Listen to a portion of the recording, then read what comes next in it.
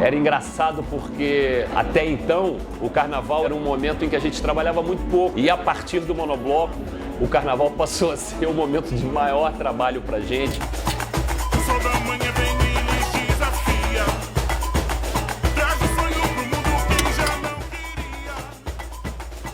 As minhas primeiras memórias de carnaval são da infância, né? Assim, do Rio de Janeiro. E aos meus pais em bailes de clube, né? Meados para final da década de 70 do século passado, já sou velho. Então meu pai era diretor de um clube lá no Rio e a gente frequentava todos os bailes de carnaval. No Réveillon tinha baile também, então aqueles bailes de salão que tocava samba, marchinha. E eu já, além de gostar muito da animação do salão do carnaval, já ficava fascinado por aquelas orquestras de sopro, os cantores, a percussão. Então as minhas primeiras memórias de carnaval são essas. Depois, um pouco mais na adolescência, passei a frequentar alguns blocos com a galera onde eu morava na zona sul do Rio, em Ipanema. Ia na Banda de Ipanema, ia também no Sovaco do Cristo, no Simpatia, blocos importantes que fizeram a cabeça assim de toda uma moçada de adolescentes ali, já na década de 80.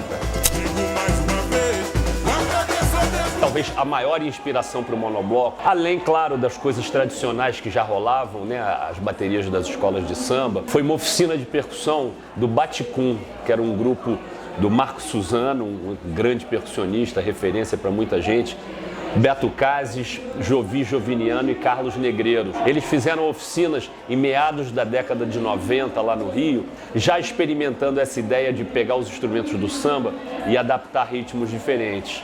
E muitos percussionistas, na época eu já era músico, do Rio, da minha geração, fizeram essa oficina. E aquilo ficou na minha cabeça. Eu dava aula de bateria numa escola, na ProArte. Fiquei com a ideia de montar uma turma de percussão a partir daquelas influências que eu estava tendo. Esse trabalho foi evoluindo, final da década de 90. Fui convidado para fazer parte do Pedro Luiz e a Parede. E a gente, anos mais tarde, retomou esse projeto que eu tinha começado lá na ProArte como oficina do monobloco. No ano 2000, a gente fez a primeira oficina do monobloco lá no Rio. E o primeiro carnaval foi em 2001. E aqui em São Paulo, o projeto se expandiu em 2014. A gente fez uma pequena série de oficinas, a galera deu uma canja num pequeno show do monobloco e no ano seguinte, 2015, a gente formou assim, a primeira turma regular da oficina do monobloco e passou a ter desfiles, etc, etc. Bem, como folião, eu me lembro de um carnaval em que eu acompanhei o Sovaco do Cristo, um bloco tradicional lá da zona sul do Rio que sai no Jardim Botânico, e ele subia a Rua Lopes Quintas, né, indo em direção ao Horto, né? E quem estava cantando no trio do Sovaco era a Beth Carvalho. E aí eu acompanhei ali até o final e a Beth ainda ficou tocando vários sambas ali no trio do Sovaco do Cristo. Isso ficou marcado na minha cabeça, né? No monobloco, cara, são muitos carnavais marcantes. A gente desfilando na Avenida Atlântica, passamos em frente à casa da Elza Soares, ela tinha gravado num disco com a gente, ela foi para a janela, a gente fez uma homenagem para ela. Recentemente aqui em São Paulo, Leci Brandão deu uma canja com a gente, foi um momento memorável também. No monobloco a cada ano, ano passado caiu uma chuva, foi um dilúvio, né? E eu disse até que acho que foi o batizado do monobloco aqui em São Paulo, também fica marcado para sempre. Trabalhar com carnaval tem essa coisa bacana de você estar sempre aberto a novos momentos memoráveis. Não pega, não. A gente tem as duas experiências, né? O desfile do monobloco, ele traz uma característica semelhante às escolas de samba, em que a gente sai com a nossa bateria completa, né? Não é a banda toda em cima do trio. A gente vê a potência, né, dos trios elétricos que surgiram na Bahia, tornaram assim a experiência de quem está assistindo um desfile de carnaval de um bloco uma parada mais potente. E com o Monobloco Show, que é a nossa formação menor, a gente já tocou em vários trios e também tivemos experiências bacanas, como quando chegou a taça da Copa do Mundo de 2014, teve um tour da Copa do Mundo por aqui e a gente saiu num trio com a taça e foi uma parada muito maneira. Já fizemos também algumas micaretas, né, que era um formato do Carnaval da Bahia, e aí o Monobloco, quando se viu dentro desse formato, entendeu um pouco a emoção que rola por lá. Deixa um pouquinho pra mim. Eu sou músico há 35 anos, né? Mas músico de carnaval eu sou desde que começou o Monobloco, 2001.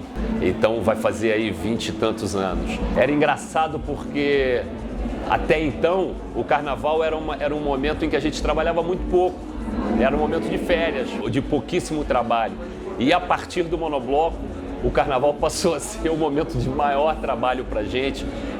A gente se orgulha também de, através do Monobloco, ter ajudado a criar toda uma cena de blocos de carnaval, ajudado a ter fortalecido essa renovação do carnaval que começou no Rio nos anos 2000, mas depois se replicou aqui em São Paulo, em BH, em Brasília e outros lugares. Então, assim, a gente viu que criou-se uma cena cultural, falando da indústria da música também, gerando trabalho e emprego para a maior galera, né? Hoje, para mim, carnaval e a minha carreira são indissociáveis.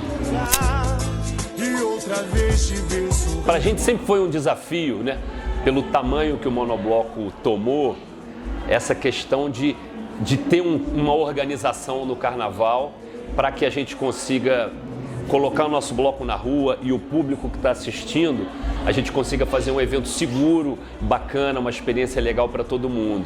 Mas ao mesmo tempo o carnaval, ele tem uma energia caótica, né? Ele tem que abrigar os blocos mais anarquistas, as propostas que não se enquadram em organização.